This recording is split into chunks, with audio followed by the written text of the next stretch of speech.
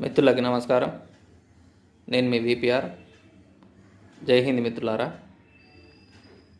ఒకానొక జమీందారు ఆ ఊరిలో దానకర్ణుడిగా పేరుంది. ఎవరైనా తనకు ఏదైనా సహాయం చేస్తే మళ్ళీ వాళ్ళకు ఏదైనా తిరిగి సహాయం చేసేదాకా లేదా వాళ్ళకు ఏదైనా బహుమతి ఇచ్చేదాకా తనకు నిద్ర పట్టేది కాదు. అయితే ఒకరోజు తన చొక్కాలో ఉన్న 20 వరహాలు చూసుకోకుండా బట్టలు ఉతికేవాడికి ఆ చొక్కాను ఇవ్వడం జరుగుతుంది.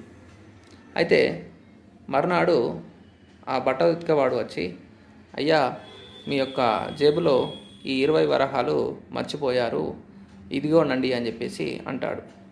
అప్పుడు జమీందారు అతని యొక్క నిజాయితీకి మెచ్చుకొని, ఇంత నిజాయితీ గల ఈ వ్యక్తికి ఏదైనా బహుమతి ఇవ్వాలని చెప్పేసి అందులో సగమైనటువంటి 10 వరహాలు అతనికి ఇచ్చివేయడం జరిగింది.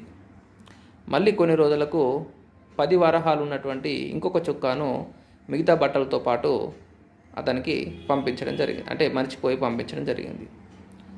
మళ్ళీ మర్నాడు వచ్చినటువంటి ఆ వ్యక్తి, అయ్యా, మీ జేబులో 5 వరహాలు మర్చిపోయారు, ఇదిగోనండి ఆ 5 వరహాలు అని చెప్పేసి అంటాడు. అప్పుడు జమీందారు అనుకుంటూ, నేను ఆ చొక్కాలో 10 వరహాలు పెట్టుంటానే అని చెప్పేసి అంటాడు.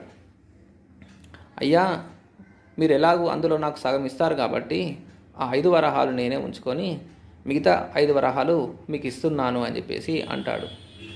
దీంతో అప్పుడు జ్ఞానోదయమైనటువంటి ఆ జమీందారు ఇక నుండి చీటికి మాటికి ఎవరికి కూడా బహుమానాలు ఇవ్వకూడదు అని చెప్పేసి నిర్ణయించుకోవడం జరుగుతుంది. కాబట్టి ఏదైనా పనిని బట్టే బహుమానం ఇవ్వాలి తప్ప చీటికి మాటికి ఇచ్చుకుంటూ పోతే మనమే లాస్ కావడం జరుగుతుంది. జై హింద్ మిత్రులారా.